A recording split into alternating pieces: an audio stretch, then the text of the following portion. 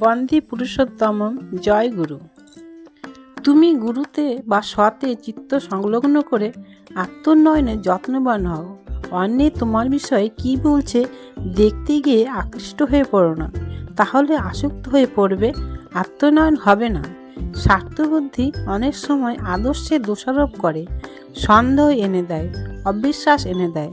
স্বার্থ বুদ্ধিবশত আদর্শে দোষ দেখো না, সন্দেহ করো না, অবিশ্বাস করো না, করলে আত্মোন্নয়ন হবে না।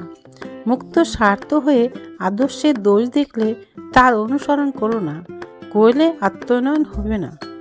আদর্শের দোষ মূঢ় অহংকার, স্বার্থ চিন্তা, অপ্রেম। অনুসরণকারীর দোষ সন্দেহ, অবিশ্বাস, স্বার্থবুদ্ধি।